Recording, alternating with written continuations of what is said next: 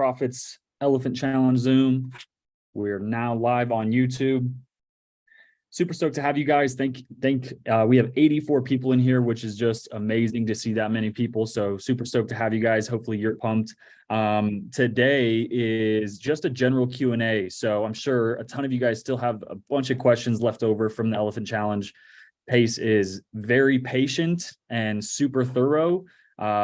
And that helps the people that may need a little bit more time. But for those of you that like to rush things, I'm sure how slow he takes it could be a little frustrating. I'm definitely that person where he takes an hour to answer one person's question. So hopefully we can get to the majority of you guys today. So right off the bat, let me ask, if you guys have never been in a Herd of Profits, that's our group as leaders in the Elephant Challenge. If you've never been to our Zoom before, if you could type 1 in the chat for us, we just like to see who our newcomers are. And it goes wild. We got a bunch of people. Sweet. So, oh yeah, a bunch of new people. Stoked to have you guys. So we do 2 Zooms every week. We do a Zoom on Tuesdays. That's today at 4 p.m. Mountain, 6 Eastern, 3 Pacific. And then we have our Friday Zooms, which are noon Mountain time, 2 Eastern, 11 Pacific. So Tuesdays are just usually a general Q&A for us. We just encourage you guys to show up, raise your hand, get your questions answered. We can underwrite a deal. We can talk to a seller, whatever you guys want. Today is more just about you guys and helping, answer your questions. Fridays, what we typically do is we will pull a list of low equity on market sellers. So we will get a list for everybody in here. We drop the list in the chat and let you guys call it. At the same time, me and a few other people on our team will be making calls live. So we'll try to get some real estate agents, some live calls basically happening. And then we'll underwrite and send offers if we get some agents on the phone. So look forward to Friday. If you guys can make our Friday Zooms, those ones are a little bit more specific. We have actual topics that we discuss. So this Friday, we'll be making live calls and sending offers so you guys can see how that works. But yeah, in the meantime, if you guys have questions, we will get to them in just a second. I'm going to do my normal introduction, make sure we get everybody started in the right direction. But yeah, Q&A today. So if you guys have questions, if you come down into the Zoom taskbar at the bottom of your screen, you can see a button that says reactions. It's a little smiley face with a plus sign. If you hit that, there's an icon that says raise hand. So you guys can see I just raised my hand. Jen Baker's got it. Simon's got it. So if you guys could raise your hand, anyone that has their hand raised and their camera on will take priority. You'll get your questions answered before the chat. So if you guys are shy and you're just posting your questions in the chat, you might not get your question answered. So we encourage you to raise your hand, turn your camera on, don't be shy.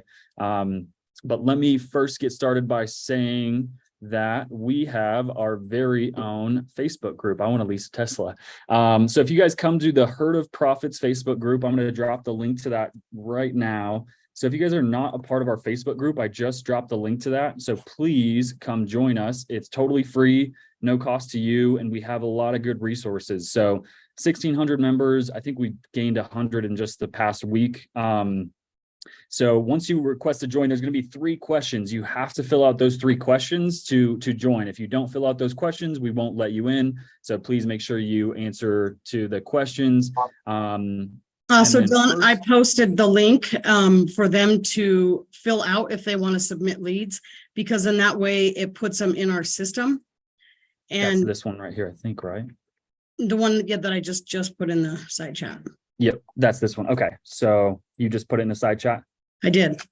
Okay, I'm going to post it again. So amazing. So yeah, if you guys join the Facebook group, the first thing we want you to do is fill out this form right here. It's the very first link in the feature tab. I also just posted it in the chat. So if you guys want to be a part of our team, that's the best and quickest way is click that link in the chat. The top one is to go to our Facebook. You can request to join there. And the second one is to join our team. So fill that out, and then it will prompt you to other links to submit leads. So if you come over here, here are some lead forms. So we have a direct to agent, a direct to seller lead form, and then here's also the links to our Zoom meetings every week. So make sure you guys are tapped into the Facebook On top of that, we have some really good resources for you. So if you come over to the files tab, this is probably one of the biggest selling points of our group is we have a contract that we give to you guys. It's a free wholesale friendly contract. It's mostly geared to just cash. It's not really specified for creative finance. That's a $3,000 value. Pace has allowed us to share this with our baby elephants. So that's this purchase and sale agreement. That's your guys' to have. So you can use that to send offers. We also have frequently asked questions about seller finance, selling on terms, subject to. We have a seller net sheet, which on Friday, you guys will watch us fill this out. This is how we send our offers and show a side-by-side comparison, why subject to is a better fit for some sellers. We have a script to call agents. We will use this on Friday. So again, make sure you guys get in here and download these files. We have a deal or no deal. This is an underwriting calculator. So this is good for just any buy and hold rental. We have our buy box and estimating repair cost PDF. And then lastly, we have these LOIs, that stands for letter of intent. That's how we send 20 offers or more a day. We send letters of intent. They're basically 2-page mock offers, and it saves us a lot of time from actually filling out an entire contract. So that's how our business model works. Some people don't send LOIs, but we think it works pretty well for us. So all of these are yours to have. And then if you guys come over to youtube.com to Angie right here. So we're live on Facebook. We got 6, or on YouTube, we got 6 people watching right now. Last link there. So just posted that link. If you guys could go subscribe to our YouTube channel. We go live twice a week on YouTube as well as Zoom, and all of our past Zooms are stored and recorded on this YouTube channel. So a lot of good resources for you guys. Come check out the YouTube channel. Make sure you subscribe, please. If you guys want to see a really good Zoom, the one we did, I believe it's this one 11 days ago. It's titled Q&A, but we actually called agents and submitted offers live. So this is a really good Zoom for you guys to check out. This, I think, is a Q&A, and this was our Zoom we did last Friday. So join the Facebook, join the YouTube, and fill out this link to the Herd of Profits. Where'd it go? I'm going to drop this link one more time in the chat. So if you guys want to be on our team, you want to send us leads, if you have any questions, fill out that form. That's the best way we can help you. And then quickly, because we had so many new people, I want to just introduce our team and who we are so you guys know a little bit about us. So our team consists of Angie and Dominic Milanazzo. They are a power couple. So Angie is the boss lady. She has been a real estate agent for 18 years and a broker for 8 years. She's flexing. So tons of experience in real estate and in business. Dom, her husband, has owned and ran $1 million telecommunication business and has also been a $3 million, has also been a real estate agent for, I think, 8 years as well, too, somewhere around there. So crushing it, millions of dollars in home sales every year. So they definitely have it locked in on the traditional side. And we've been doing the sub-2 wholesaling for close to 3 years now. I've been a part of the team for close to 2 years. Me and their son, Joey, actually, we met in high school. We became very good friends in high school. And I started to join the team about 1.5 years ago. So me and him do a lot of the same roles. We are closers is our avatar. So we're on the phones with sellers and agents, usually locking deals up and then finding buyers for those deals. And we have a ton of other people on the team. We have Stevie Brown, who is an acquisitions manager for us. She is in charge of a lot of leads. She's sending offers for us and closing deals as well. We have Rachel Schwartz, who is our back end integrator / administrative. I don't know what you call her, but she's amazing. She is sort of the face of our group. So she's a leader in Colorado. She puts together all the meetups. So if you guys ever have questions or need guidance, she is actually probably the right person to get a hold of, and she'll point you in the right direction. We also have Artie Littlefield. I don't know if he's on here, but he is also part of our acquisitions team. We have Robin Hurt and Linda Willoughby, also a part of our acquisitions team. They actually handle a lot of leads that come in through the Elephant Challenge. So if you guys submit leads, you'll most likely be working with Robin or Linda, and they will help you get those closed or whatever help you're needing. So that's the team. We're super stoked to have you guys so we can get started on the Q&A today. It's always way easier for me the more people that have their hand raised. So, feel free to ask 1 or 2 or 3 questions. It's better than sitting in silence here and just staring at each other. So feel free to raise your guys' hands. And iPhone says, do you have to be in Colorado market to be on your team? No, good question though, Ann. We market in about 25 different states and do deals across the country. We actively market in, the majority of states that most of you probably live in. We tend to avoid some states, but if a deal's good enough, I mean, we have buyers in every state across the country. So we're not opposed to any market. We're not experts in every market, but we learn pretty quickly, and we have buyers in the majority of all 50 states. So no matter where you live, no matter where you want to invest, we do business most likely in those states. So, all right, sweet. Let's get started. Miss Jen Baker, let's see what your question is. Well, I'm so glad that you already gave us permission to ask multiple questions. Good. Okay, let's hear them. I have a few, but hopefully they'll be quick answers. So the background is I was sending offer letters. Then I saw a post in the sub-2 community about let's be professionals, send an LOI. So I changed my template to be more of like an LOI. And then Pace at the beginning of the Elephant Challenge said, do not send LOIs. Those are for commercial real estate. You should send, You guys straight use LOIs. So what's up? Yeah. And that's so funny too. That's been our business model for over a year now, is sending letters of intent.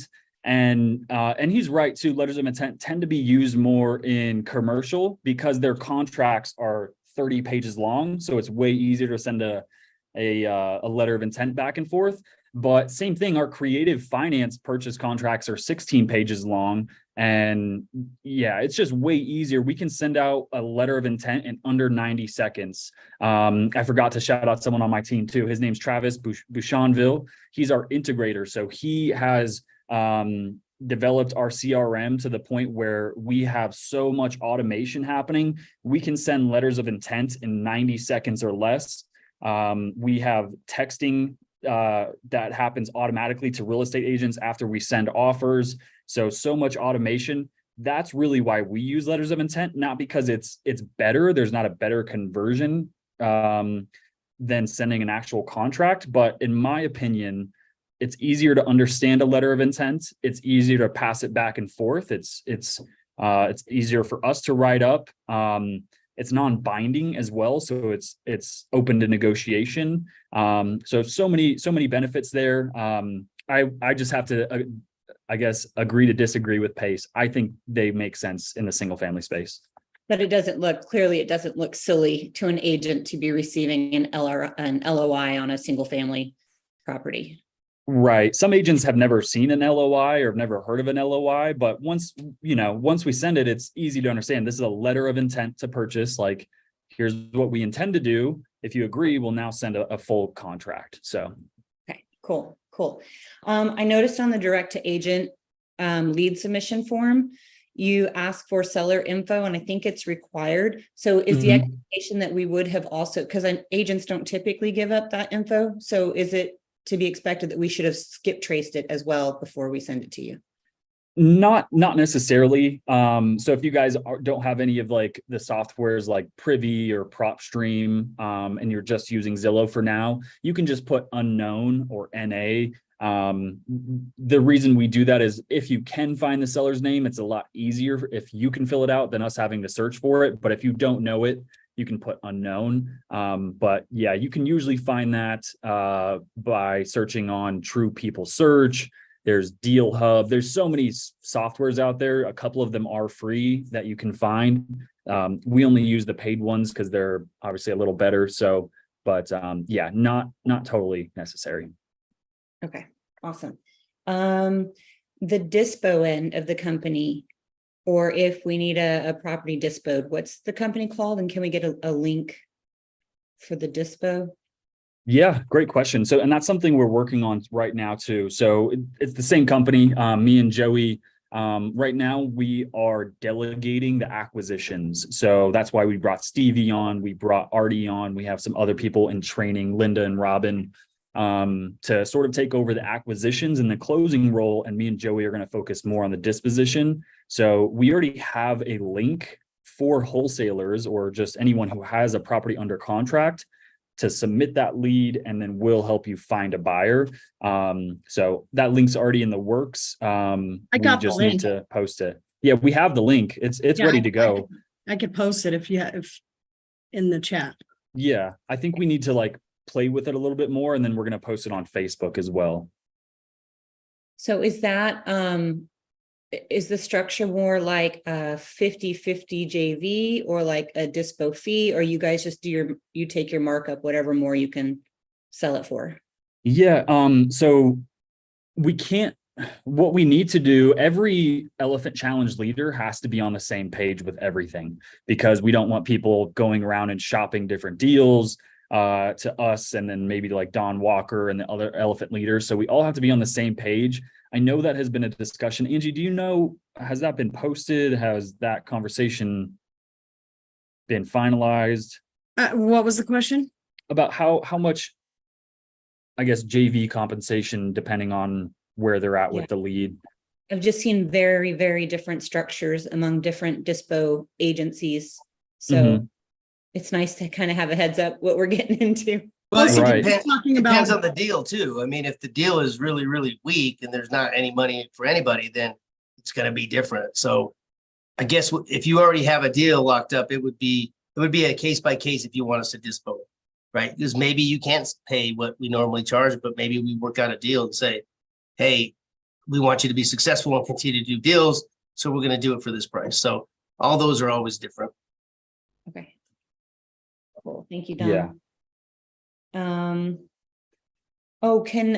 you kind of explain the difference between a salesperson and like an acquisitions manager and a sales person? Are they semantically, is it really just the same role? Yeah, I mean, it's kind of just whatever you call it. So we call our acquisitions people. These are members on our team, and I'm sure we have some in here. I saw Anthony in here, scrolling through, Graham Norris. So we have a few people in here that are our acquisitions members, and they essentially call targeted leads for us. I wouldn't call them cold callers, because they're calling mostly on market real estate agents for targeted specific leads, people we know are already want to sell. And then I would call my lead managers people like my guy Artie, Stevie Brown, Robin, and Linda. So yeah, I mean, just a label, but yeah, I've seen people swap that, like a lead manager is the person that calls it, and your acquisition manager is the person that oversees that person. So whatever you want to call it, but that's how we do it. All right, awesome. Okay, last one. So I know that for me, since I have an S corp, you know, if I sent you guys a bunch of deals and got paid referral fees, I wouldn't need a 1099. But it came up for me recently, so I thought I'd ask for anybody else's information if they're going to need a 1099 or. Way over my head. We do Okay. send 1099s and like W9s if we're paying LLCs or individuals. As far as an S corp, I have no idea. Angie handles that. She has the same bookkeeper as Pace, Tony Counts. So we advise with her whatever she lets us know, whatever we need to do. Okay, thank you. Right on. Yeah, love it. Thanks, Jen. All right. So if you guys are asking questions in the chat and you don't have your hand raised, I'm going to move on to people that do have their hand raised. So let me get to my guy, Simon. Hey, how are you? Good, man. How are you doing? Good. This is my second time in Herd of Profits, so I love it. I think the first thing I need to do is probably apologize for asking repeatedly for the batch leads for Atlanta. I think I must have asked for it. Sorry, let me turn this off. It's not so loud. I must ask for it like 8 times because I was super excited to get started this weekend. But I did call a closing attorney this morning. I'm in Marietta. I'm just above Atlanta, and they're going to be sending me out a foreclosure list. So that's cool. I found a house earlier today. I don't know if this is really a question. I'm kind of confused on the skip tracing aspect of it. Maybe this is a question you can help me with. I found a house this morning and knocked on the door. Nobody's there. This house looks like there's nobody living there for a long time. And I tried to do sort of a cheap skip trace with True People Search. Came up with some phone numbers, tried calling them all. Nobody's answering. I left a message on one of them. But is there maybe a better way or a more solid leads? Is batch leads going to give me a better numbers than the free stuff? Yeah, anything paid definitely will have better data for you. We've used batch leads and PropStream are essentially the same. They're very similar. So we use PropStream. Really, there's probably not a huge... I can skip trace with PropStream. You can skip trace with PropStream or batch. They're the same. They're very similar. There's also third-party skip tracing. So for individuals, we use a company called Forewarn, but you have to be a real estate agent, I believe, to get that. You have to apply, and they do a thorough background check on you to make sure you're not doing anything shady. And so there's Forewarn. I'm not sure the entire process. You might have to be a real estate agent to get it in the first place, but there are tons of other third-party skip tracing companies that all advertise, hey, we're the cheapest or we're the most accurate. So you might have to find a few different ones. Sometimes it's just tough to find that person. We've definitely dealt with that where I actually just spent like the last 2 weeks trying to find one lady in Georgia, and I was not able to. Fortunately, I called the county. This is a long story, but I called the county and found the information I needed to. So yeah, you just keep having, you just have to keep trying, and sometimes you just might never be able to get a hold of that person. So gotcha. If I do happen to get a hold of her, I'm still pretty early on in sub 2. Yeah. If I JV, how do I know who to pick that's gonna be able to like take me through in a JV situation? Who's gonna be able to partner with me? Like, how am I gonna know in the group here? Am I coming to you? Am I coming to Angie and Dom? Like, who? Or there's a few people in the team. Yeah, so that would be through the lead form. That's our process there, is because me, Angie, Dom, everybody on the team, if you looked at our Facebook DMs and our emails, it's flooded with stuff. So many people I'll show you my missed text messages right now, just so you guys know. I have 836 missed text messages. Not that I'm bad at replying. I just have so many people hitting me up. I can't get to everyone. So the best way is to submit it through the lead form. You'll get an email verifying that it was submitted, and you'll also get an email from Robin or Linda or whoever, and that's your assigned lead manager. So now you know who to reach out to. It'll say, hey, Simon, thanks so much for submitting your lead. This is Robin. We will get working on this as soon as possible. And now you know, okay, I have Robin's email and she's the one assigned to my lead. And then you can ask questions. She'll call you, walk, through it with you and see what the next step would be. Great. I think that's it for me. I just like listening and gaining as much knowledge as possible. So I appreciate it. Love it. Yeah. Thanks so much, Simon. We appreciate you, man. Thank you. All right, let me see if I got this. He said it was like crayon, but I know it's like Kaon. Is that right?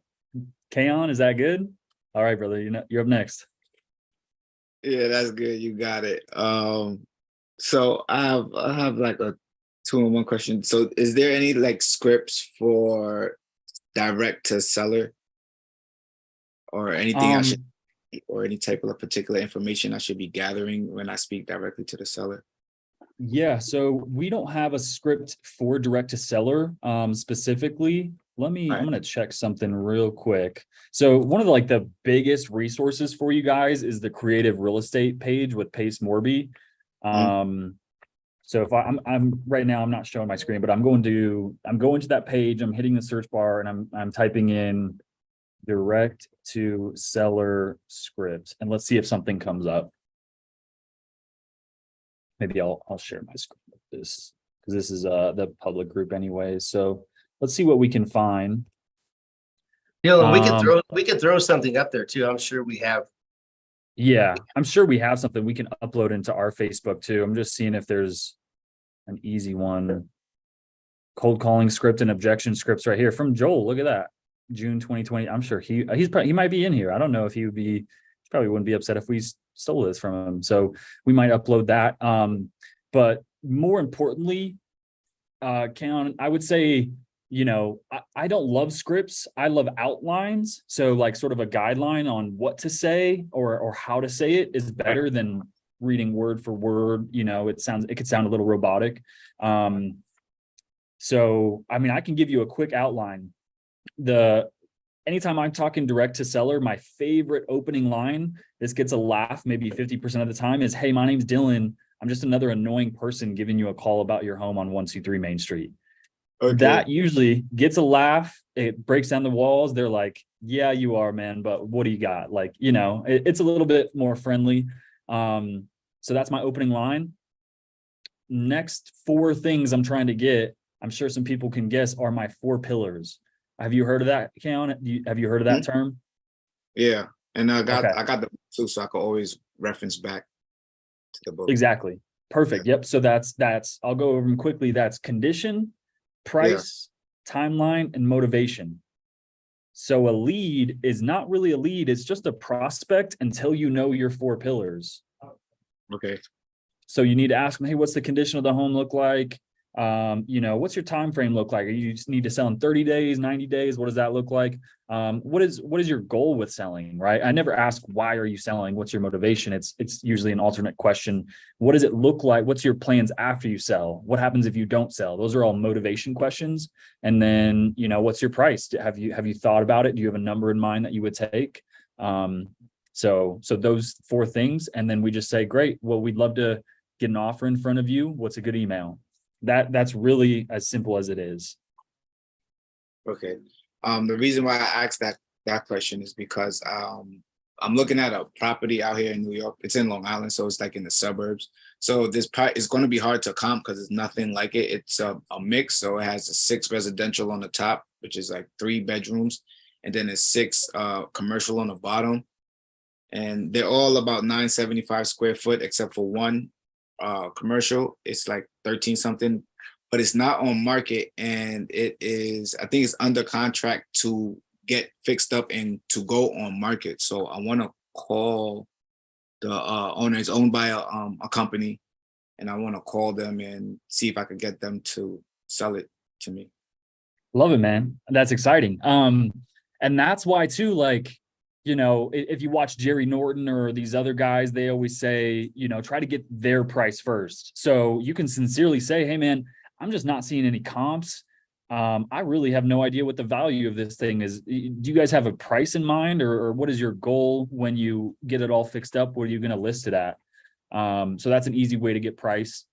Sometimes there is that little game that sellers and wholesalers and other investors play where, the first person to say the price is the loser. So in that event, if you sincerely have no idea, right, you can win that conversation because you're like, it could be worth $1 million, it could be worth 200,000. I really have no idea. So, ask them what they will sell it for if it's all fixed up, or maybe what would you sell it for right now as is. So I would go about it that way. So yeah. So and it's vacant. So it's absolutely vacant. It's off. It's not on market. So is there like a particular way to go about it, or just go about it like just he's a regular owner, and just see what's going on? Yeah, man. I mean, I think the approach of, Joey, Just investigate. Right now.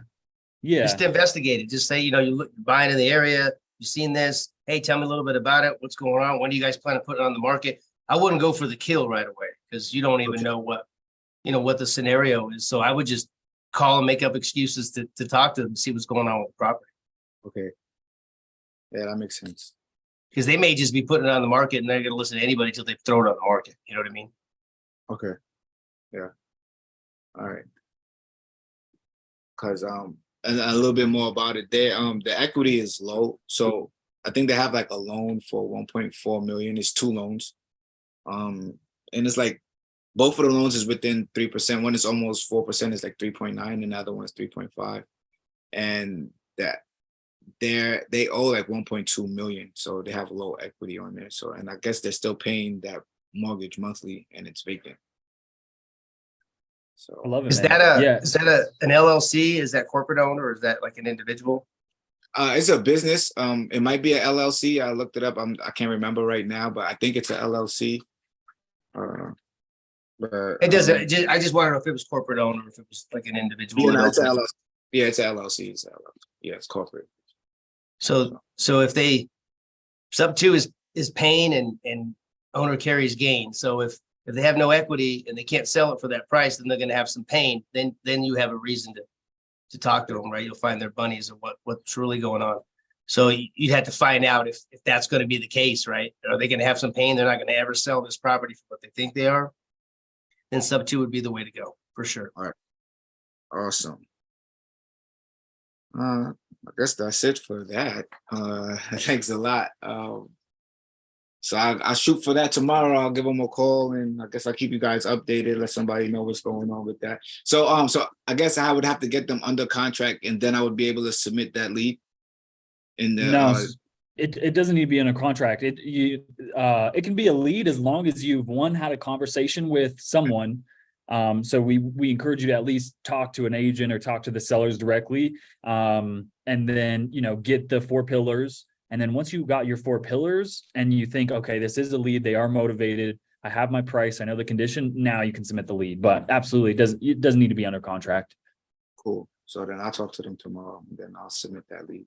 Sweet. Right on, Keon. Yeah. I love it, man. I'm excited for you, bro. I would say just be genuinely curious, right? Like, whether you think it would work or not, just find out what these guys do, like how they buy this building, where they get the finance. Do they own other properties?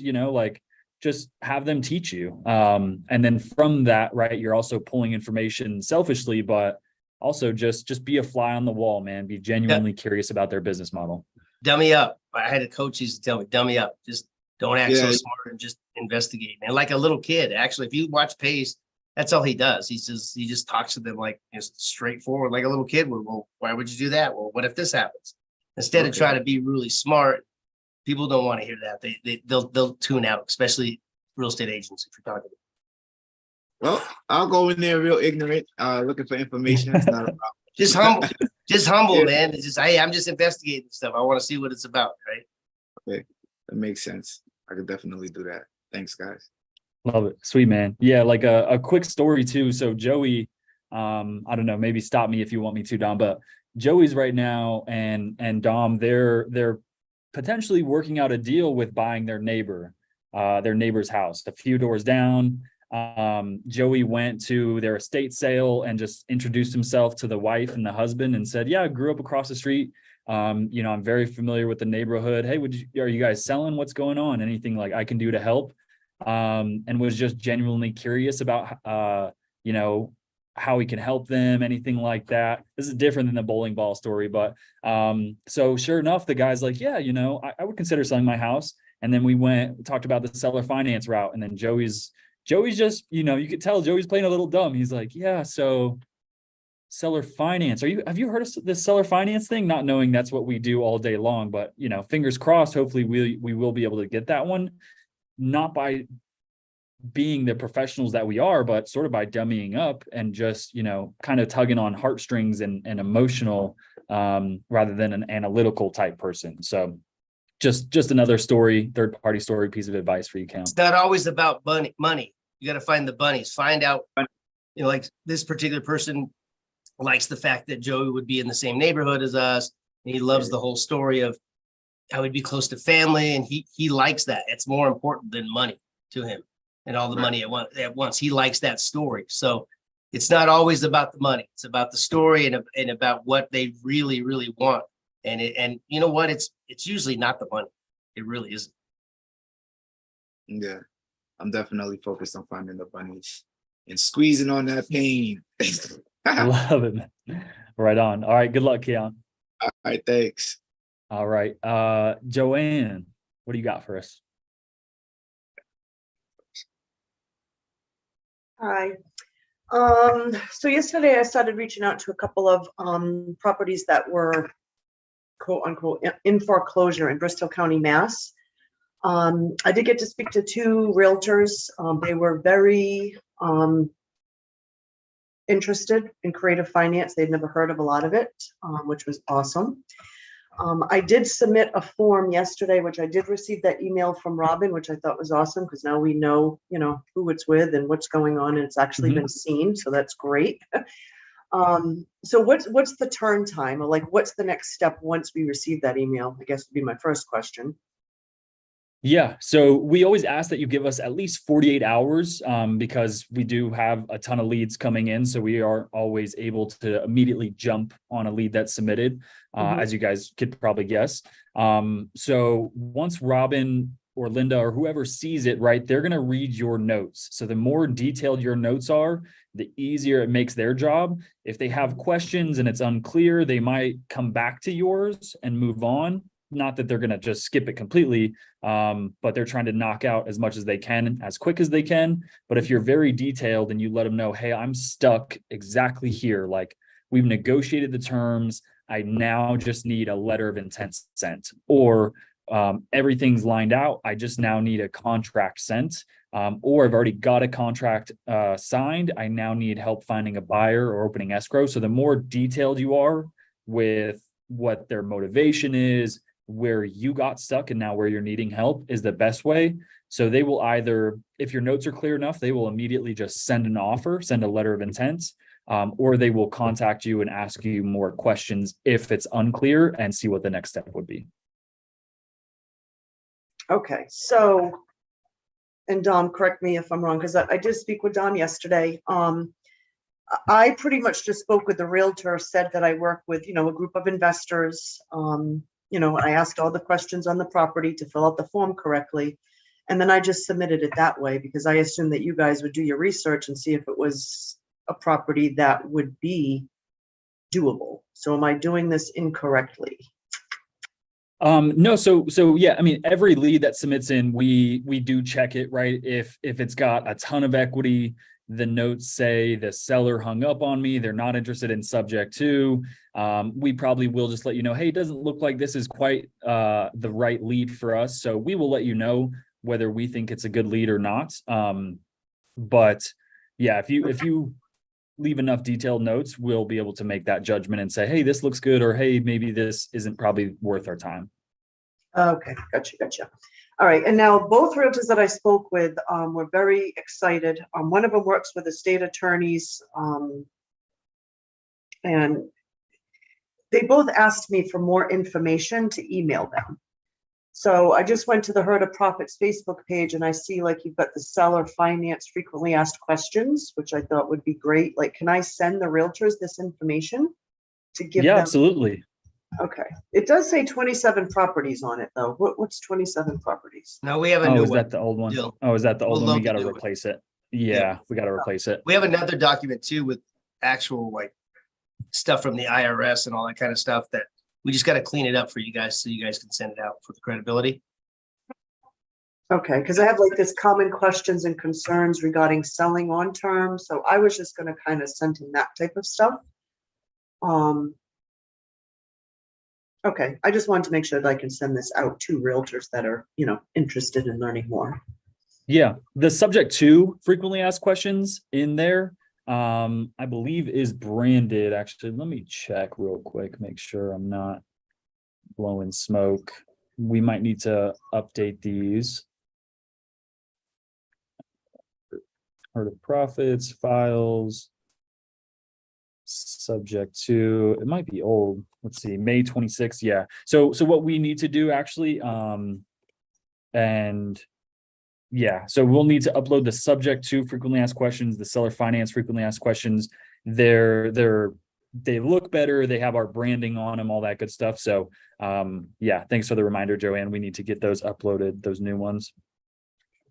When do you think you'd be doing that? Just because I told them I'd send the email out yesterday and I Yeah, I'll email that to you right now. Oh, perfect. Awesome. Okay. Sweet. Thanks, I'm Dom. not as fast And as Ange typing though, so you might take 10 minutes, but Oh, all good. Thank you. Awesome.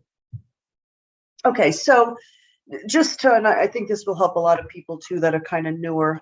So just reaching out. So like I'm reaching out to properties that have been on the market for, 60, 90 days, foreclosures, and dealing with the real estate agents.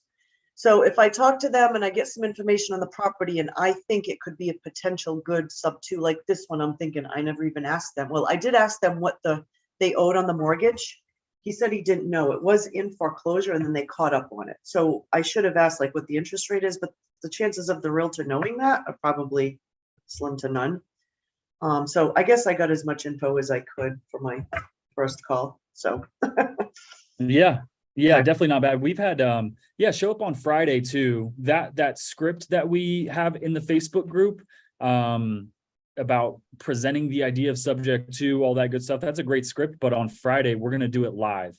And then also check out the YouTube channel because we've done that a few times already. So just a different way to go about presenting the idea of subject to. Ideally, you do mention to the agent, like if you think it's a good low equity or a good subject to lead, and we send them an LOI, we at least want them to expect, something about subject to, or if at least, you've had that conversation with them. So.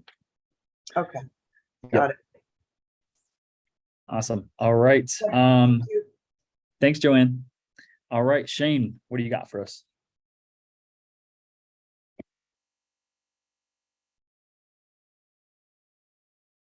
I think you're muted, Shane.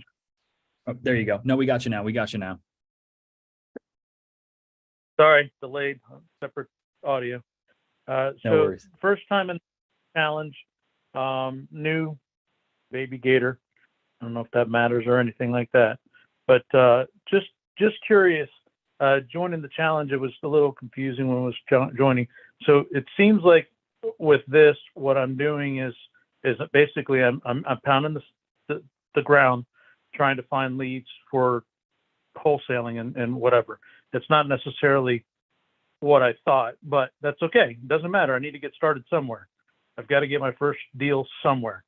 And I know that Pace was talking about going through and going through foreclosures and all of that.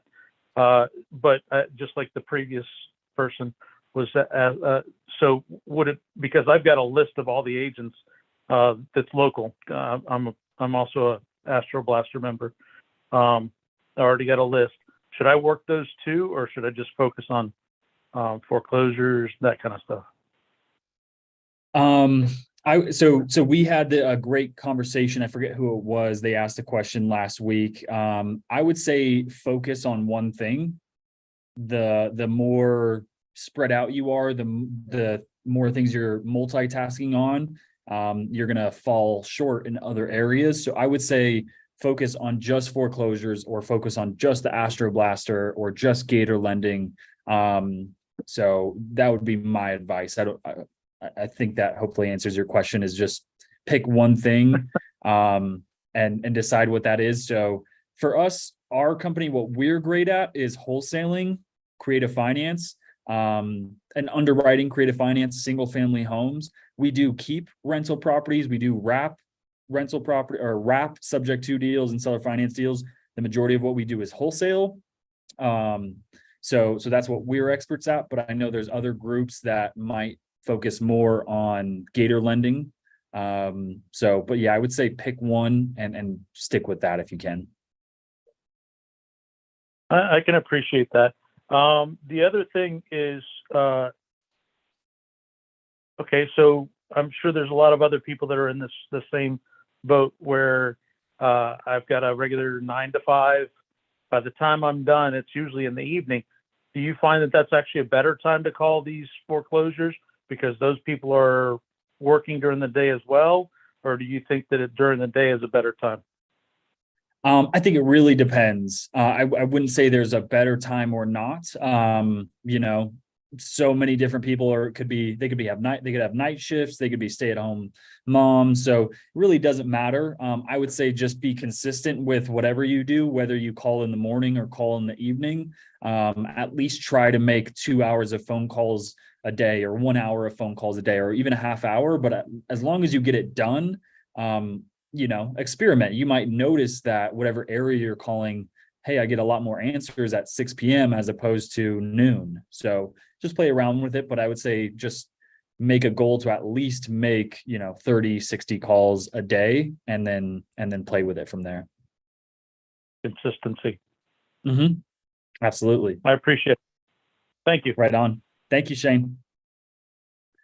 All right, sweet. Let's see. Is it Andre? Yeah, it's Andre. Can you hear me? Yep, I can hear you. Awesome. Yeah, well, Shane stole my thunder, I guess. Okay. But I have kind of the same question. I'm a baby gator, and sadly, I didn't learn about this elephant challenge until day 2, when I imagine Pace was setting the context for it on the first Zoom. Do you mind maybe helping me understand what is that we are expected to do here, and what's the goal of the whole shebang is? Yeah, good question. I believe the video should be on his YouTube channel. So if you missed the first day, most likely they're stored on his YouTube channel, so you can go back and watch it. But I mean, the elephant challenge, no matter what your goal is, whether you want to be a gator lender, whatever, the elephant challenge is named so brilliantly because real estate, just like an elephant, is this huge thing, and it's hard to wrap your mind around it, because you could be a land developer, you could be a wholesaler, a fix and flipper, you could develop mobile home parks, you could be a lender, you could be an agent, a broker, right? There's a million different niches. The only way you can get started is the same way you would an elephant. It's one bite at a time. So that's really the idea for the elephant challenge, is one bite at a time. Figure out what you're good at, whether that be, okay, I'm good at talking to agents, or I'm good at maybe like connecting people, or I'm very math friendly. I could pick up, numbers very quickly. So you can be a good underwriter. So many different avenues too. So that's sort of the idea for the elephant challenge, is figure out what you're good at and then focus on that one bite at a time until you're really good at it. Then maybe grab your other fork and start shoveling it into your mouth. But right. So that's kind of the idea for the elephant challenge, is just pick one thing, get really good at that, try to close a couple of deals, then maybe add something else. Okay. And it sounded like Pace was saying that it's almost kind of expected to shop around the groups. Like, I'm not talking about shop around the deals, but like checking out every single elephant challenge group and seeing which one you vibe with best. But you also, it sounds like you just, at least that's what I heard, is that maybe some groups concentrate on different things. So if I want to concentrate more on like gator lending, do you think it makes sense to like shop around the groups and look for that one that concentrates on that? 1,000%. And you guys will never hurt our feelings if you show up to my Zooms or our Zooms, and then you show up to Don Walker's Zooms. We encourage you to show up to as many Zooms as you can without, obviously overloading yourself. But yeah, I mean, again, I know us and a few of the other elephant leaders really focus on creative finance wholesaling. I'm not familiar with all the leaders. I know Angie knows some of them, but I'm sure some of those leaders, like, their gator lending business is crushing it, as to where ours is. We don't really do a whole lot of gator lending. So yeah, I would say, explore the different groups. We also, you might like their personalities. Most of us are from Colorado, so we're very Coloradoan. I'm very chill. I love to snowboard. So I don't snowboard. I'll fall. Dom doesn't snowboard. Dom's a wrestler. So if you want to learn how to double leg someone, he could help you with that. Hey, Andre, you know what I would tell you? I'm an AZ. I would tell you this. I would say, are you newer to Gator, or have you done deals? Yeah. Have you done real estate deals? I bought one rental property that I'm holding in Alabama, and that's the extent of my real estate experience. So your challenge will be, how do you know the deal's good? How do you know how to underwrite it? How do you know who's real, who's not? So typically I would recommend partnering with somebody who's Gator lending, who knows how to underwrite that deal and knows how to protect yourself. you know, it sounds great, right? Let's just get involved and throw out some money there and make quick money. But I've seen a lot of people lose that money because everything takes talent, man. Everything takes time to learn. Like there's all these ins and outs. So get with somebody that knows what they're doing with that. That's what I would say, and partner up with them, or you're gonna lose some dough. Okay. Appreciate it. Welcome. Thanks for that. All right, sweet. All right, let's keep going. Tony, what do you got for us?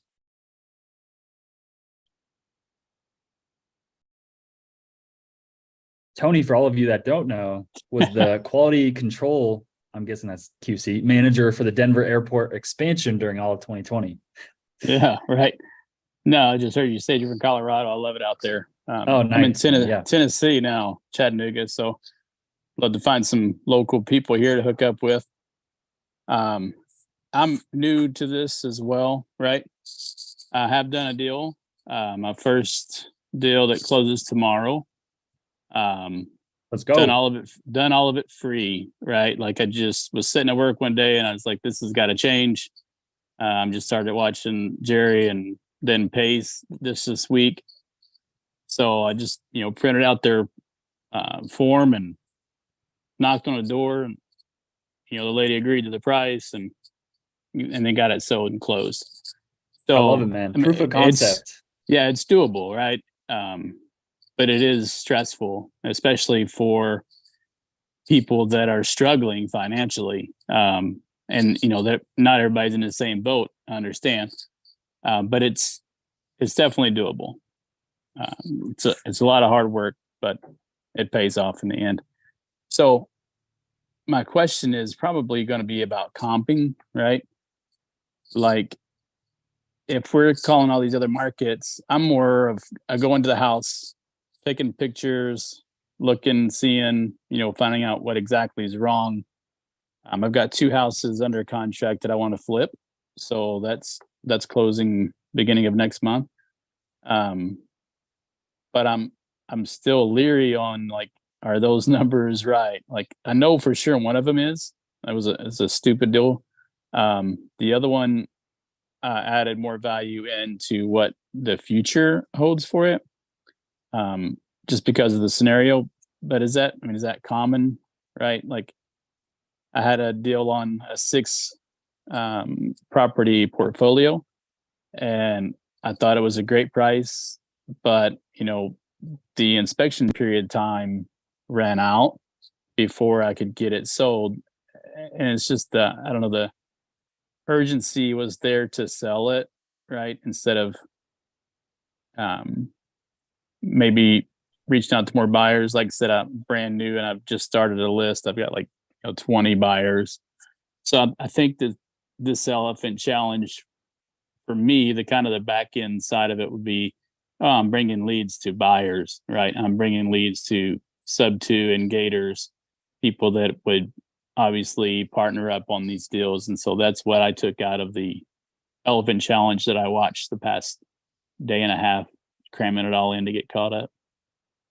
Yeah, absolutely, man. I love it. You're out there taking action, you're hustling, and that's the only way you're going to learn sometimes is by locking up a deal too high, and your buyers are saying, no, this needs to be here, this needs to be here. Or maybe you did lock it up at the right price, but like you said, you only have 20 buyers. So now you need to work on expanding your buyers maybe before you lock your next deal up. So right. You're in the right place. We have, I would say, close to 10,000 buyers across the country, creative and cash. So if you ever do get a deal locked up, we are a great network to bring that to, and hopefully we can help you find a buyer. But also I would say, don't be afraid to JV, right? So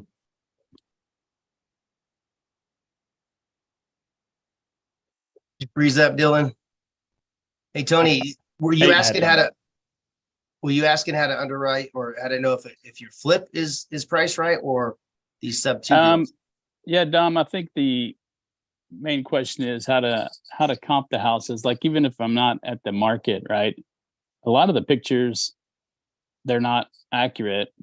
A lot of them don't show interior pictures. So you have to trust the seller, what they're telling you, and so Yeah. that's kind of odd for me. Are you used to doing flips? Is that what you're used to doing?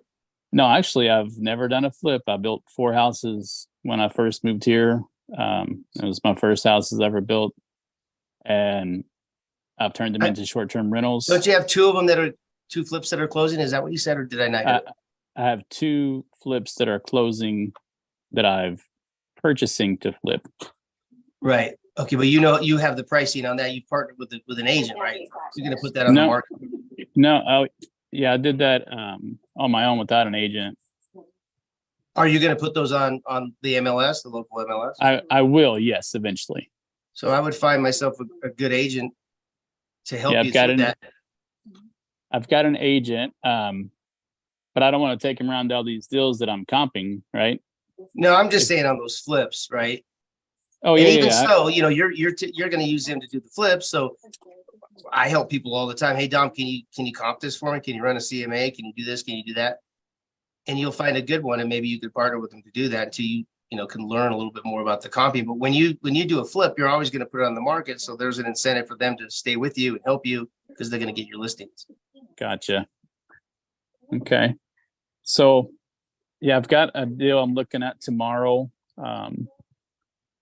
And again, his price was what I had already kind of come to as a ARV, but that's just going by the pictures, right?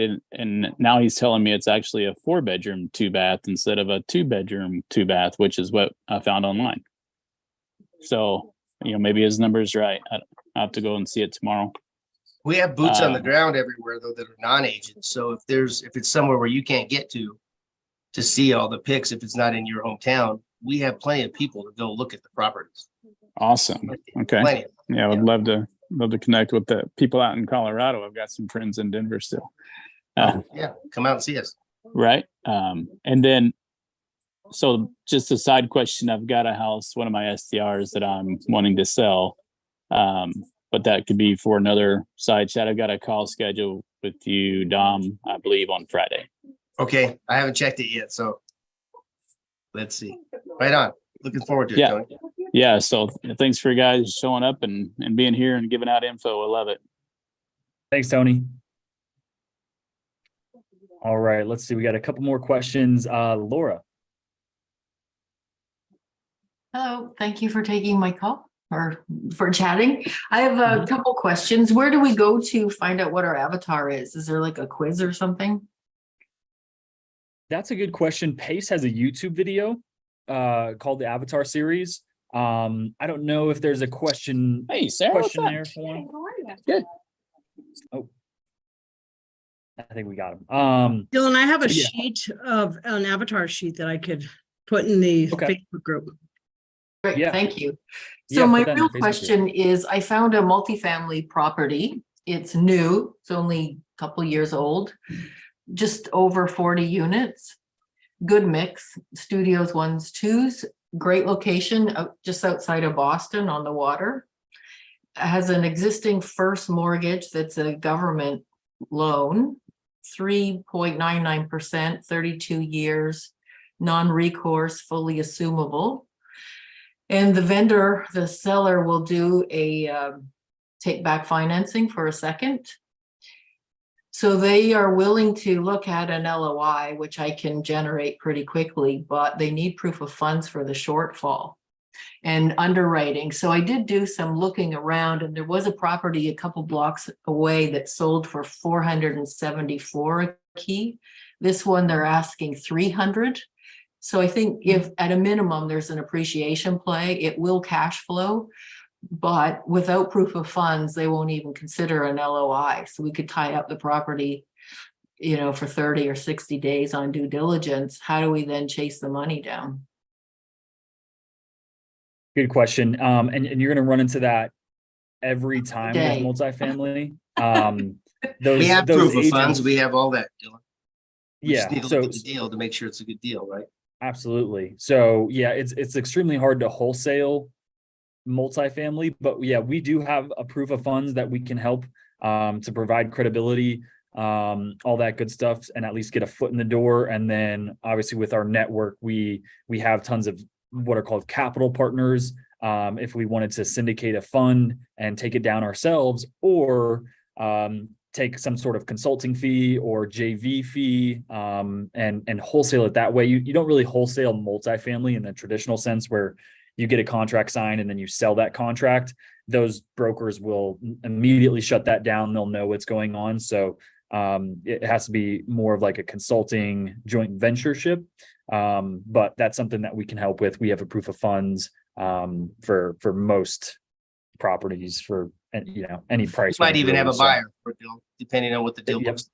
Okay, Exactly. so who is the best place, or where should I can kind of put the whole deal together? I found out it's a gain, not a pain with the vendor, although he does have pain in another area.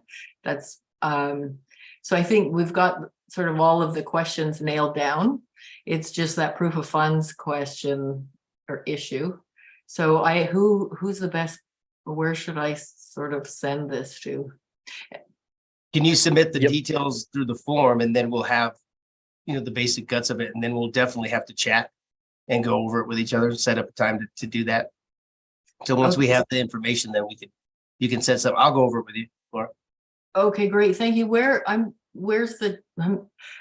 I'm new to this day. That's too. okay. We'll I send don't it to know you. where the form is for me Look. to.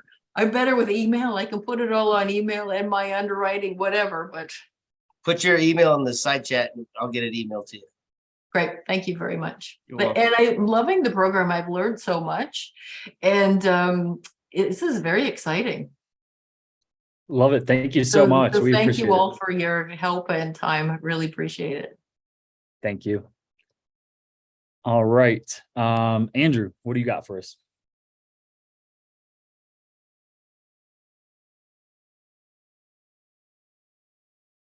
Can you hear me? Yep, I can hear you. Yeah. Awesome, man. Hey, so my question is, I got that foreclosure list, but Pace went over with the elephant challenge. When we reach out and then let's say we get a deal, we get a seller that's motivated to, that's open. Are we using that title company to open escrow, or do you guys have a different company you guys do all that deal with? That's a good question. I would say it depends on the structure. If it's like a cash, absolutely, we can use that title company. If we're going to do, a creative finance, we might use a different title company. A lot of title companies are not familiar with subject twos and they don't know how to do them properly. So it just depends on the structure. But yeah, we'd love to return as much business to that title company as possible. If they're cash transactions, for sure. Gotcha, for cash. All right, Mhm. You got it. Sweet. That's an easy one. Thanks, Andrew. Thank you. All right. Maricela. I think I said that right. Hi, hello. I want to say thank you so much for everything coming on here and Of helping course. everybody. So I did have a call and talk to another agent, and the agent owns a property that she has on market and is selling, and it's triplex. So sorry, my kids. So her thing is that she's selling the triplex because she's trying to get out of what the high interest rate is. She's at a 20% with her private money lender. And she says that she is she will take a look and review terms for creative finance. And I guess that she doesn't really have a mortgage. It's just her high interest that she has with the private money lender. How would we do that if it's not with mortgage? Yeah, good question. It's very tough when you have just a private lender like that because they probably don't have a ton of loans out. So they're going to know if a loan they gave on a home sold. And then also, the 20% interest, right? You just don't have a deal there. You're much better off to actually go and get a bank loan at 8% interest. No one's going to want to take over a 20% interest loan. So your only options there are if she actually has equity, you can offer a low cash offer just to, pay it off and then wholesale it that way. But creative finance probably wouldn't work in a scenario like that. Okay. I had submitted it on there. So do y'all just send an email after taking a look at it and then go from there? Yeah. So at any time we leave a note on the email too, or on the lead. So how our CRM works, right? We can click on a lead and then we can write notes on the side of it. So we can say, remind ourselves like just anything. Agent told us to call them back next week, whatever. We can say, hey, looks like this has a 20% interest rate, probably doesn't fit for a creative finance. Maybe we can send a cash offer if they have equity. So what we'll do is run some comps and see if we can send a cash offer. And then if they don't really have any equity to take a cash offer, we'll probably just pass on it. But we'll write those notes and make sure you're updated as to why we'll pass on it. Okay. So I do have another question. There's another agent that is not answering calls, not answering texts. And I'm like, well, I'm a realtor here in Corpus Christi trying to go and see the property, and she still has not touched base with me. And it's been 225 days on market. So then at that point, should I just reach out to the seller? I just don't want to be, because I'm a realtor and a local realtor that we're both working in the same city. So I don't want to cross a line. But he has not answered me in about 4 days. It's about 4 days that I keep every day calling her, leaving her a voicemail, and sending her a text. Yep. Welcome to our world. Real estate agents sometimes just don't answer their phone, but absolutely, as an agent, you have to abide by certain guidelines. So I would say don't reach out to her sellers. Try to contact her broker. And then if that doesn't work, the broker still gives you a runaround. Have maybe a spouse or a friend call that seller, just so that way it's not traced back to you. But yeah, if I have an agent that I've tried to call them 3-4 days in a row, send them texts, leave them voicemails, they don't get back to me, I will absolutely call their seller immediately. But I'm not a licensed agent in any state, so I don't have to abide by those rules. But I would say first call the broker, say, hey, your agent doesn't answer the phone, I'm trying to submit an offer or whatever. And then go from there. Okay, I'll try it that way and see where it goes from there. And then I guess my brother, he's the one who's actually actively participating with me in the business aspect, and my husband's playing catch up. So I'll go ahead and I'll ask him to give them a call just to be sure. Send her a voice text saying, hey, I take it you guys have sold this property. Just like that. Like the one that actually has my voice in it, like a recorded one. Sorry, we have Joey's dog in the office today. Say that again, Marcella. So I would just send her a voice recording asking her. Yeah, I like to do those, or a video. That way it's like a real person. Like, hey, if you're gonna do a video, maybe, hey, I'm really interested in this property. I know you're probably crazy busy. I do the same thing as you, and give her a little whatever. Call me back. I'd love to work with you. But a video of you in a text, she'll feel attached. It works. Okay, that's a good idea. 90% of the time, it works every time. It works a lot. Okay, I'm gonna go ahead and try that. That's very good. Thank you so much. You're welcome. Thank you, guys. All right. Let's see. I got maybe 20 minutes more. So we will answer, we'll go up to true and then we'll cut it there. Mariori? Is that how you say it? It's Marjorie. Say it one more time. Marjorie. Marjorie? Yeah, like the butter. It's just without the end at the end, like Marjorie. Gotcha. Okay. All right. What do you got for us? So I'm really new again. Thank you guys, for coming out. This is probably, I think, my first Zoom that I've done. But I have two things. The first one that actually, going off of what Marcella said, is it in some states, is it illegal to like contact the seller directly if there's an agent involved? Or is that just for licensed agents?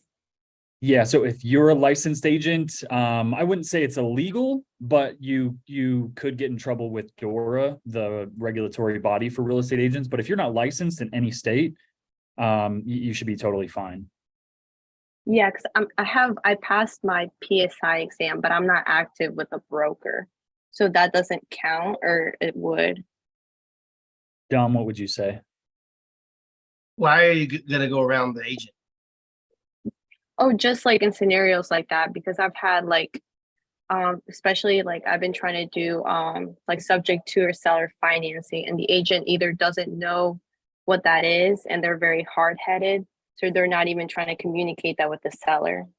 So you're not an agent right now, or you are? Like I said, I passed my PSI exam and I have a year to affiliate with a broker, but I haven't done that yet. What state are you in? Maryland.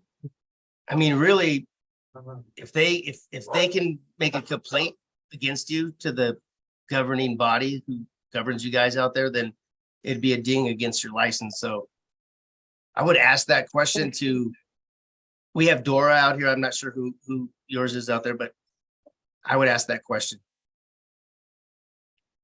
Because they could call and make a complaint on you, and then it's up to you to defend yourself of what you did. And so many of them, you know, you can get fined or who knows whatever, but I would get that answered. I would try to dig a little deeper and call your agency and see. Okay. Yeah, it's a little complicated because like I'm not affiliated with a broker or anything. Like I haven't even like reached out to a broker or anything to work with them, but you hold a license, you pass your test. Yeah, and then my second question, I'm really But here's the thing. They already have an exclusive agreement. So even if you went around it, they're going to say, talk to my agent, because the seller can't do much about it. If it's an exclusive, right? Well, I mean, they have an exclusive, but the point is that she's going around them. It's not that she has the exclusive. It's that if she went around them and that person had the exclusive agency, then that becomes the problem. Exactly. So not her, but if she's trying to go to that listing directly to the seller, that seller probably signed an agreement, exclusive agreement, appointing an agent. So even if what's her name, Marjorie tries to go around it, the seller is gonna say my agent is. But that's not the problem. What the seller is going to say. The problem is she's potentially sign crossing. She's trying to get a listing or trying to go around the agent, right? They don't know what her intent is. So not what they're going to tell her, it's what the act of her actually doing it. Does that make sense? Yeah, so she can't do anything about it is my point, because there's an agreement there. But yeah, I understand. Sorry. That's okay. Thank you. No, I've just noticed that a lot with like that happened to me recently with the listing that's been on market for like more than like, I think it was like 180 days. And no one's bought the property. So I was trying to do seller financing, but the agent got so irritated and like, it was just really hard-headed. So like situations like that, yeah.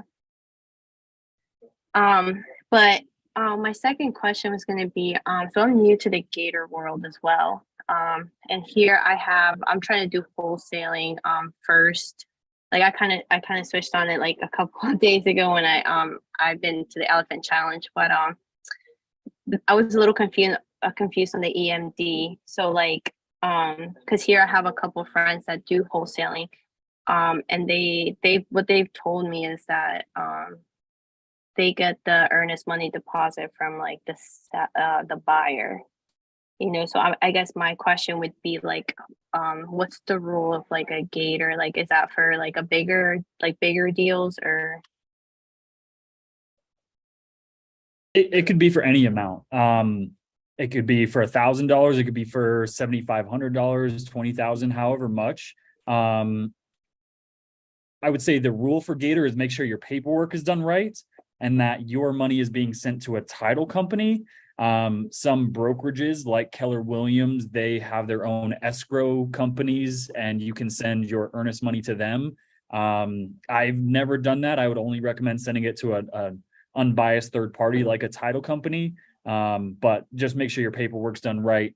Make sure you watch all the videos through the Gator program and learn how to do everything properly before you send any funds. And then also, I tell this to every Gator lender. Rule number 1 is learn your paperwork. Rule number 2 is learn how to underwrite. If you don't know what a good deal is, you should not be opening your bank account to anybody. If you don't know that a deal will cash flow, it will make a profit on a fix and flip, whatever you're lending your money to, if you don't know how the deal works, how an investor will make a profit from it, you should not be sending your money, because there's so many people out there locking up bad deals, wholesalers not reading their contracts, and then they turn around and ask a Gator lender for earnest money, and it's a bad deal. And they're like, trust me, I know what I'm doing, and they don't know what they're doing. So those are my tool rules for Gator. Okay. So it's okay. So basically, they're just lenders, right? Like lending the money to fund the deal, basically. Yeah, exactly. You're essentially, I would say Gator is very similar to gap funding, where you're loaning money for a short period of time. I'm going to stop you real fast though. You're not loaning money on the Gator. You're JVing with the person. So if you loan it, then you're set up to a whole set of rules. See, that's the one thing right there. You go in and you don't have your paperwork right, and you're as the lender. Well, how much did you charge for this? What did you do? Like there's all sorts of things, regulatory things that you have to be aware of. But if you're JV and you say, hey, you need earnest money. Okay, let's write up a JV agreement, or I'm just going to be a JV partner, and what I'm bringing to the table is the earnest money, and this is what I want back. But you're not lending in Gator. You're JVing for sure. Okay. I was just a little confused because, like I said, the people that I know, a couple of friends that do wholesaling, they usually just get the earnest money deposit from the buyer, like the fix and flipper, the people they're assigning the deal to. If you have it ready to go by the time you need to have it submitted, to have the contract valid, sure. But a lot of times it's locked up with our earnest money before, we have a buyer sometimes. Okay, I understand. Okay, that made it very clear. Okay, that would be if you didn't have a buyer yet, like in hand. Okay. Correct. Thank you. Yeah, thank you so much. Got it. Okay. I need to watch I don't want to be a Gator lender, so that's why I'm not up to date on all the new rules, but makes sense. If you're lending, you're a PML. If you're a Gator, you should JV. It makes sense. Sweet. All right. I have time for a few more questions. I gotta take off here soon, but obviously, Dom, you guys can keep it going. All right, Craig, what do you got for us?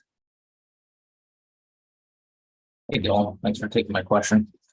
Ton of great questions that have come up today already. So everybody that's gone before me has more experience than I do at this point, but I've learned a bunch from everybody, and it's actually given me enough confidence to think I could pick up the phone at this point.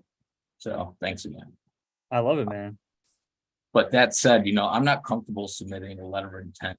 I guess we're not supposed to, maybe here and there. What's the simplest thing I can do? Is it just like plain old bird dogging, getting the 4 pillars locked up and submitting the lead? Yeah, absolutely, man. That's one of the easiest ways to get started in real estate. That's how I got started. Was just bird dogging. Like, hey, I'll go knock doors, or I'll go drive for dollars, and I'll find these disturbed or properties that need work, and I'll send you guys the address that I find. If you close on one of them, like, just teach me. Really, that's the most important thing as a bird dog, is you just want to learn. But yeah, if you feel confident enough to at least have a conversation with an agent, get those 4 pillars, and then submit it, we'll do everything else. We'll write the LOI, send the contract, open escrow, earnest money, find a buyer, transaction coordinate, all of that. So not only are you going to learn steps A to Z through the process, but you also will get paid a bird dog fee or a finder's fee. Absolutely. So I think that's a great way to get started. Fantastic. So when I submit a lead to you, is it out of my hands at that point? I'm no longer talking to the seller or the agent. It's in your hands. I wouldn't say so. Obviously, we don't want to just take your guys' leads and you're completely done with them. I will say, we just want to make sure we're communicating, because there's deals we've had that have fallen apart because our JV person says one thing and then we go ahead and say another thing, and now we're contradicting each other. We don't look professional. So, if you ever do have a conversation with the agent after you submitted it, just let us know. You can reply to the email that you get from whoever your lead manager is once the lead submitted. Okay. And then I've heard a few folks say things like, I'm working with my real estate partners or investors.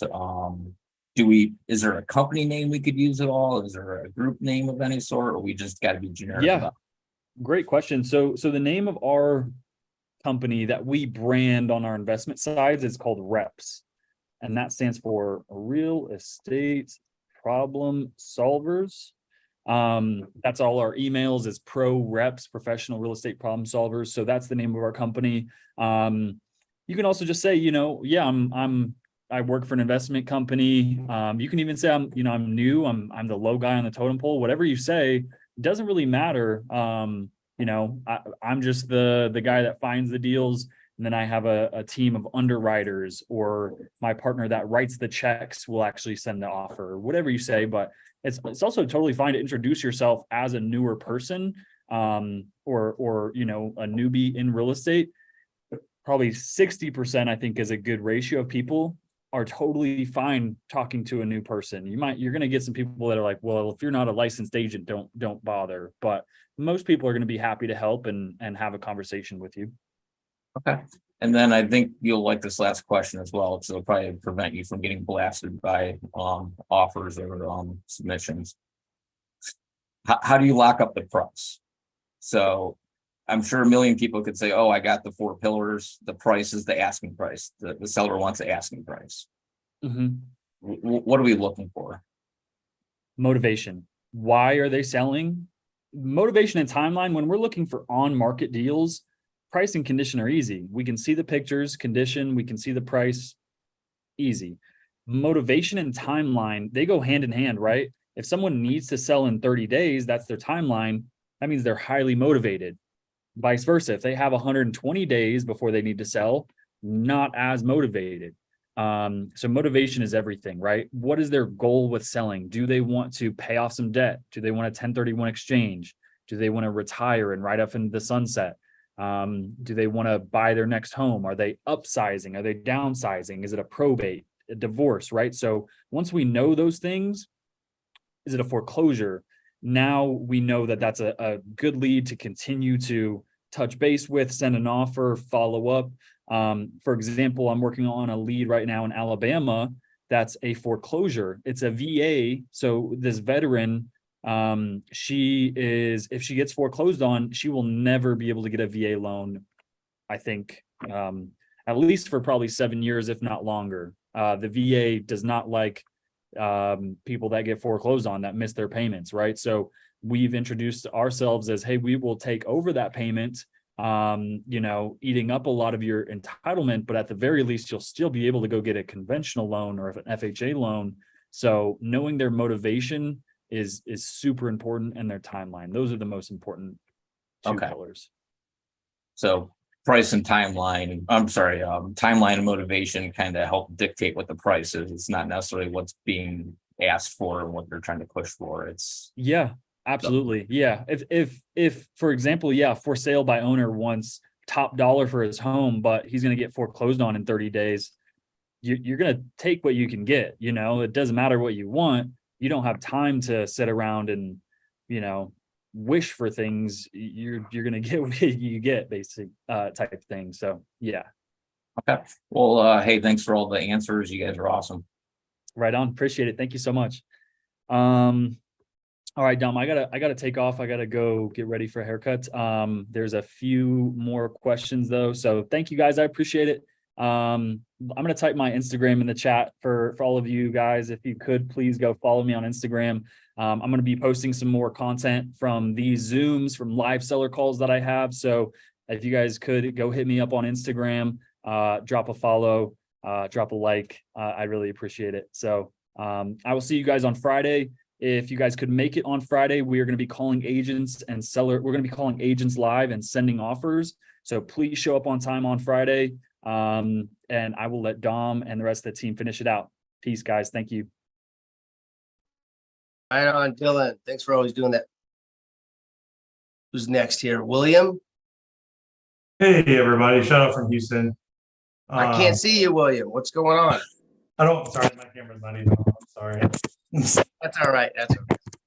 But I just had a question. I'm pretty new as well. I'm kind of in the same boat that Craig was in. I guess when I'm looking for properties that, and I'm going to be focusing primarily on foreclosures to start, I kind of want to narrow it down to that. You need, like when you're doing cash deals, you need equity in the property. Is there like a certain amount of equity I should be looking for? And then how do I go about a program where I can basically find that information? Is there like PropStream? I saw somebody put that in the chat earlier that you can look. PropStream. It depends on what you're buying it for. I mean, are you buying it as a flip or are you buying it as a long-term rental? Like, usually cash deals are beat up a little bit. It's for a flip. So what's your exit strategy? I was thinking more flipping. Like I wanted it to be kind of like the bird dogger, just like try to be find the deal, make the cold call or door knock, and then set them up with like a closer or someone that's a little bit more trained.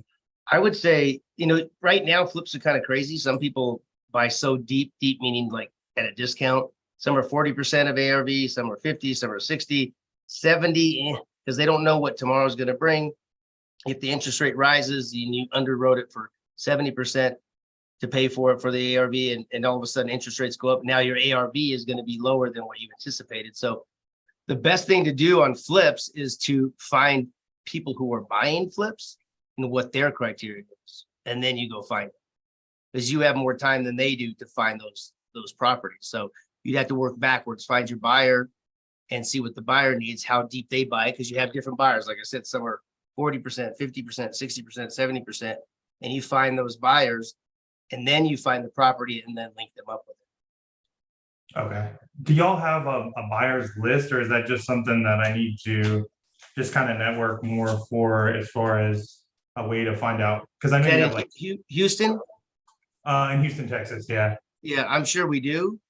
But I mean, something for yourself, if you're going to continue to do it, you're going to need to find some buyers to know that you can lock that property up at whatever price that you can do it at.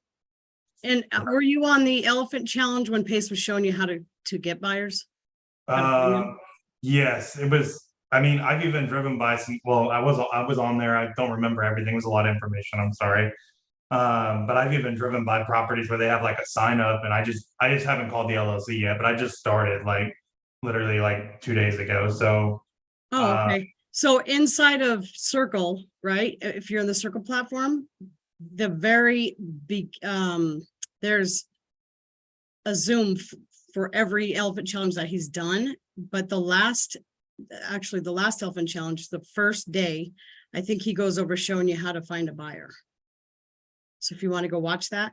Okay, got it. In Privy though, it shows you, I think he shows you in Privy. Okay, understood. Yes. Is that all you had for us, William? Yeah, that's all I can think of for right now. Right I'm just kind of trying to listen to everybody and see what they're talking about. I really appreciate you answering it for me. Yep, no problem. True, you're next, man. Did I say it right? Yes. Thank you. Tomorrow, I have a phone call set up with you, Angie.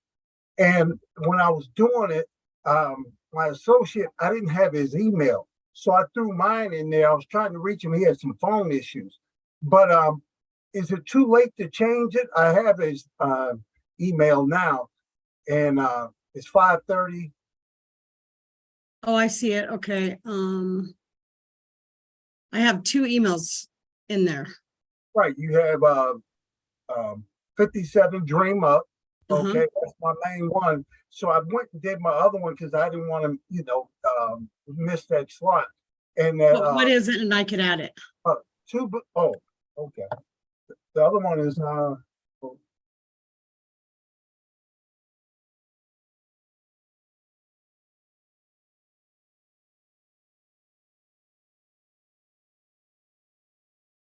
I'll get to you, Q. I promise. I'm just gonna say Q because I have a hard time saying names. I'll give you a nickname if that's cool. Oh, it's Dexter, the number 2, and then bros@gmail.com. It's 2 brothers, but yeah. Dexter, 2 brothers. Okay. Well, no, it's BROS, but it signifies brothers. Correct. Okay, I added him. Thank you. You're welcome. All right. Talk to you tomorrow. All righty. Right on, True. All right. Thank you. You're welcome. Q, what's up, man? So if I submit a deal, is there a way that I guess I could joint venture with the buyer and be like part owner or something of a cash, like a buy and hold long-term cash flowing deal? What are you gonna bring to the table for the buyer? The deal? Did you lock the deal up, close it? That's what they're gonna ask you, right? They're gonna say, well, what are you bringing? So what I usually tell people is, if you locked up the deal, brought it, all that kind of stuff, that's fine. You just gonna have to define some roles of, let's say something, happens with the property or whatever. Are you prepared to, continue to make payments if it's not cash flow and that kind of stuff? All that's gonna come up in the JV agreement. So anything is possible. Absolutely. It's all, how you can negotiate. So you can, it just depends on, who that buyer is. Life is a negotiation. I'm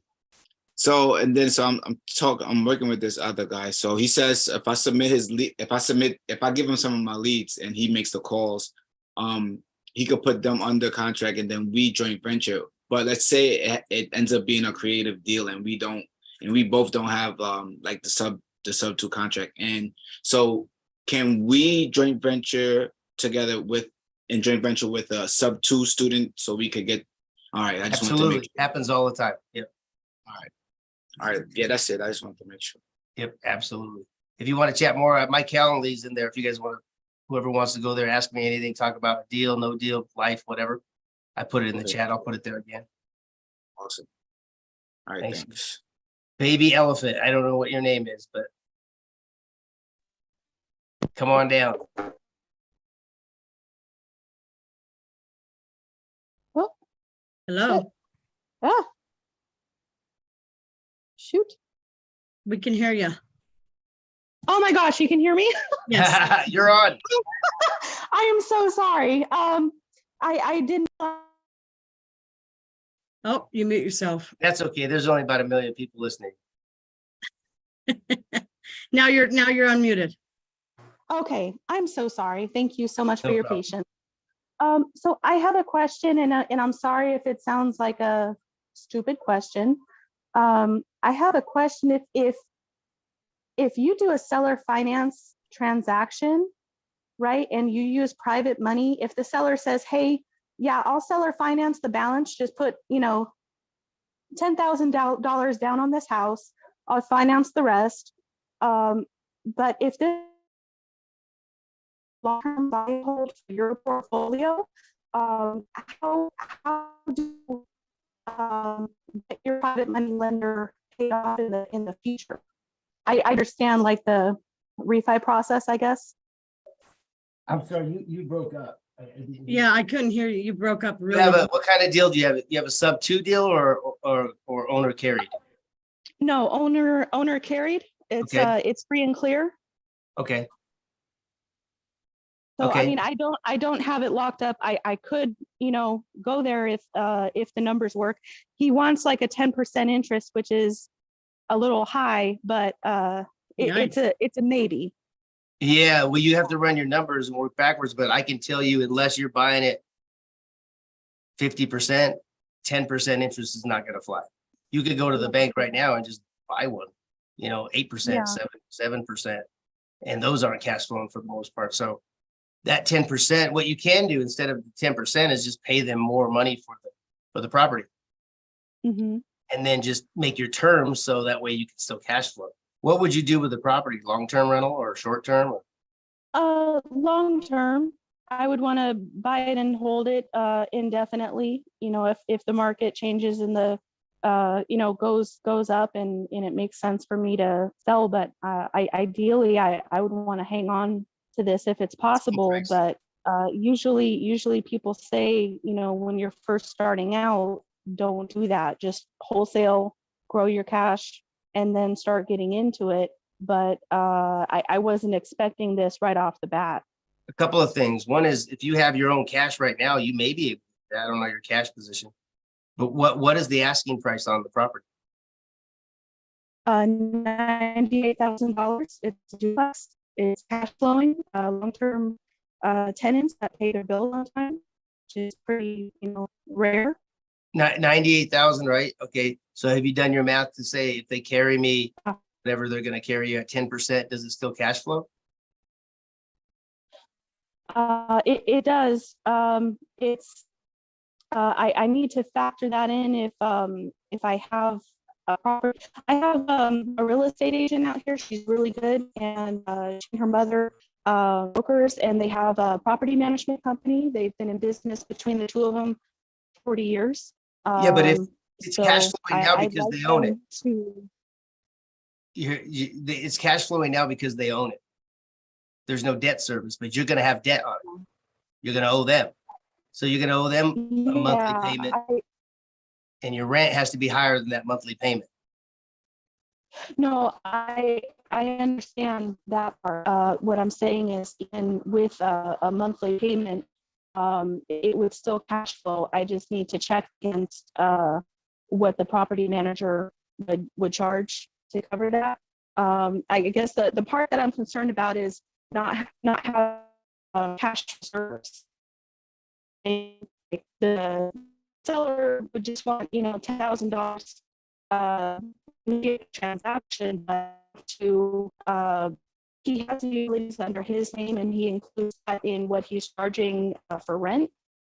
So I'd have to, put utilities under my name. I'd have to have some sort of cash reserve. Oh, we lost her. Uh-oh, I think her phone cut out. So if I understood it correctly, just for everybody, she wants to buy a property. It's going to be a 100% owner carry, 10% interest. We don't know how it's amortized, how long, 20 years, 30 years, 40 years. We don't know if there's a balloon. We don't know the rent rates. So, 10% just seems kind of excessive unless she's buying it really well. I don't know what those rents are, but it's probably not a $3,000 rent. So she would really have to see what the rents are, and then that would tell her cash reserve. But if you don't have the cash reserve, then maybe you need to JV or partner with somebody or wholesale. I'm a firm believer of wholesale. So you know what the deals look like. You get some cash going. You build your resources and the people that you're chatting with, and you meet all the people in the industry. Then you can start holding properties, unless you have a rich uncle or dad that you could buy properties up. And if a furnace blows, you have $6,000 to $10,000 to replace it. If the roof caves in, you have the money to do that. So it's all up to what your risk is. But if you don't have any reserves, you're risking losing your property. Whereas you could just wholesale, build yourself up, and then go find 20 of those properties. That's my opinion. Right. I hope she heard that. Maybe later she'll hear it on the recording. Wow, 63 people still here, guys. We were up. We held on to like 99 for a long time, and we went down to 70. And we've been on for how long? Almost 2 hours. Right on. We appreciate you guys. We're gonna try something a little new too the next time. Stevie doesn't know this yet, but some breakout rooms, maybe. So more people can get some questions answered.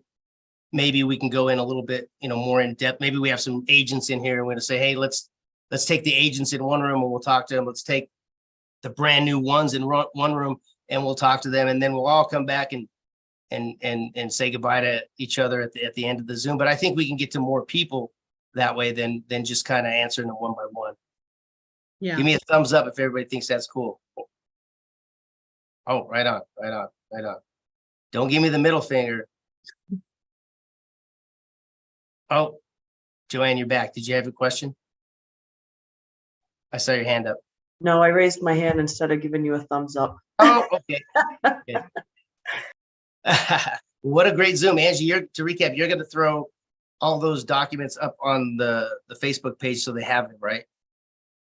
Yes, I've already put the avatar one inside of the files. Okay, good. And then I have a couple too that we'll load up there. So anytime you have some questions, just go there and look at those files and see if we already have it in there. If we don't have something in there, reach out, let us know, and we'll add it.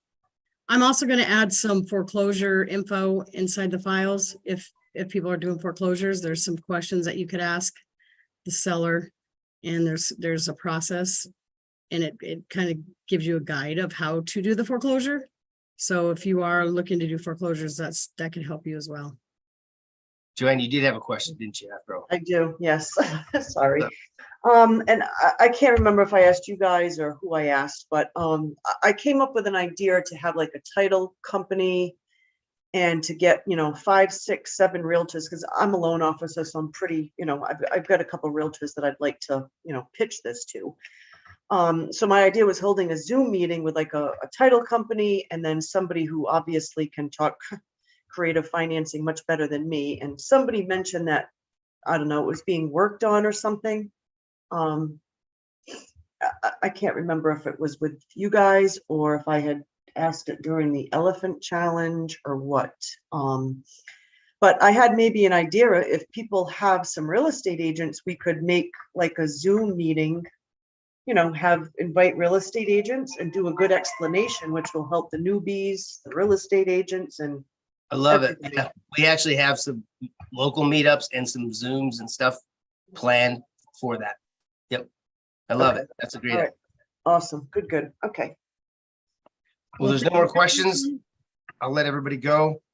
We appreciate everybody showing up. And, everything in here is based on culture. So like Dylan said, if you don't like it here, go to another place. But I'm a firm believer in culture. You got to go where you feel right and everybody jives. What does Pace say? What does he say about your vibe? Your vibe is your tribe. Your vibe is your tribe. Your vibe is your tribe. So, and there's people that are like, hey, you guys are dope. We love you. We're going to come back. We love the way it goes. And there's some people like, nah, we need it a little different. Maybe they want it more regimented, more structured. But whatever works for you, just go to that place and don't give up. It doesn't happen overnight. Just keep trying and just make friends and resources. That's the biggest thing right now. If you're new, friends, resources, and learn as much as you can. We'll see you guys again this Friday at 12 o'clock Standard Time. We appreciate you guys.